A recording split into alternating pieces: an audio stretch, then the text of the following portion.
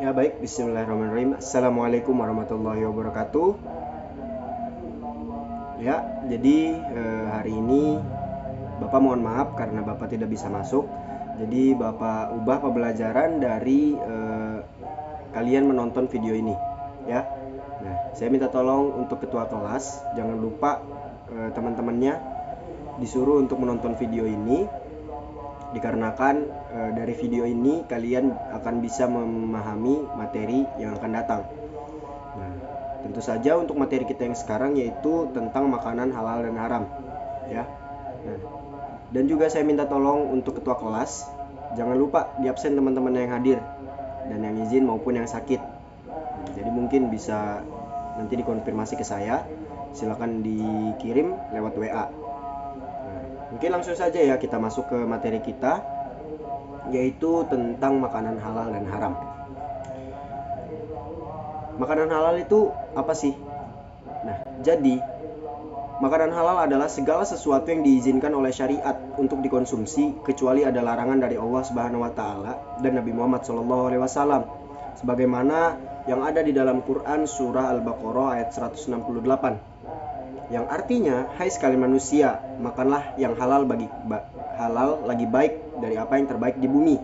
Dan janganlah kamu mengikuti langkah-langkah syaitan.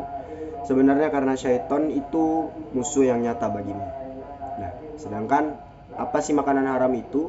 Makanan haram adalah makanan yang segala sesuatu yang dilarang oleh syariat untuk dikonsumsi dan tetap dikonsumsi akan mendapatkan dosa.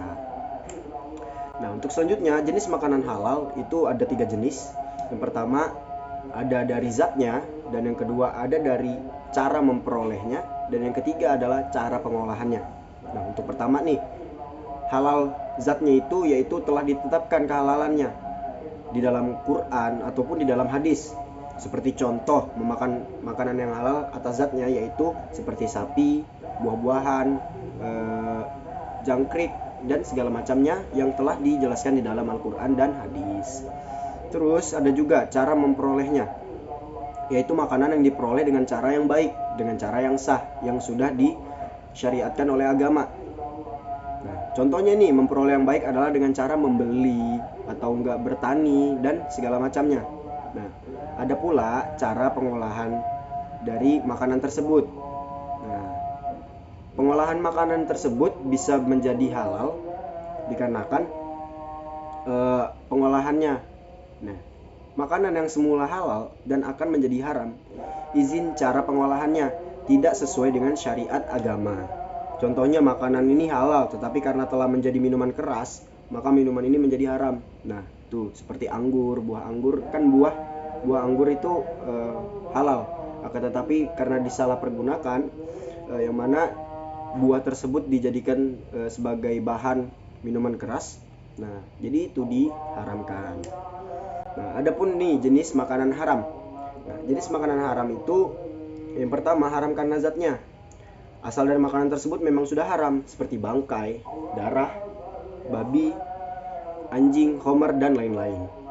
Dan adapun tidak berhubungan dengan zatnya, yaitu asal makanannya adalah halal tetapi dia menjadi haram karena adanya sebab yang tidak berkaitan dengan makanan tersebut. Misalnya dari hasil mencuri, upah perzinahan, melalui upah yang haram, perjudian dan segala macamnya, bahkan hingga perdukunan. Nah, kira-kira mengapa sih Allah Subhanahu wa taala itu dan Rasulullah SAW menyuruh kita untuk memakan makanan yang halal? Dikarenakan makanan halal ini memiliki beberapa manfaat, yaitu pertama, membawa ketenangan hidup. Yang kedua, dapat menjaga kesehatan jasmani dan rohani kita.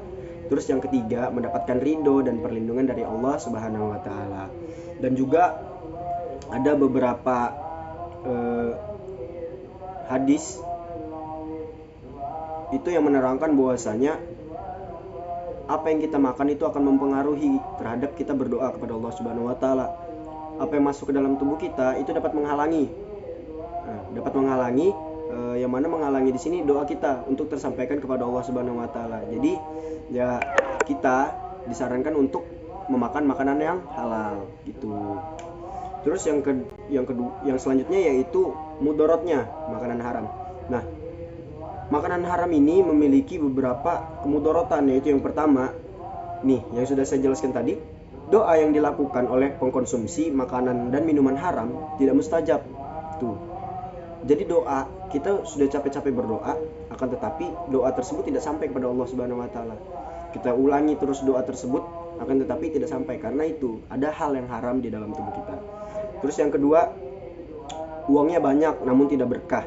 Diakibatkan karena setan mengarahkannya kepada kemaksiatan dengan uang itu. Tuh. Yang ketiga, rezeki yang haram tidak barokah dan hidupnya tidak tenang.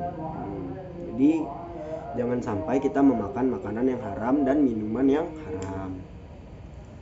Ya, jadi mungkin itu saja dari Bapak untuk materi hari ini. Silakan kalian menonton, dan juga Bapak ingin kalian untuk ini tugas mandiri ya, ini tugas mandiri. Bapak ingin kalian nge-review apa yang telah Bapak sampaikan di video ini. Jadi silahkan kalian review nantinya. Terus untuk masalah tugas kelompok, nah tugas kelompok ini Bapak ingin kalian mencari lebih banyak apa sih manfaat dan juga mudorot makanan halal dan makanan haram.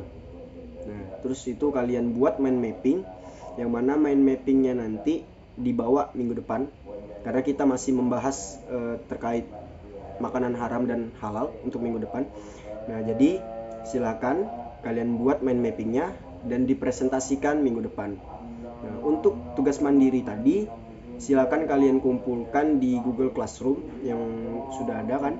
Nah, jadi silakan kalian kerjakan, kalian review apa yang telah Bapak sampaikan pada hari ini, dan silakan kalian kumpulkan tugas tersebut di Google Classroom. Ya, mungkin jadi itu saja dari Bapak ya. Mohon maaf karena Bapak hari ini tidak dapat masuk. Sekian, wassalamualaikum warahmatullahi wabarakatuh.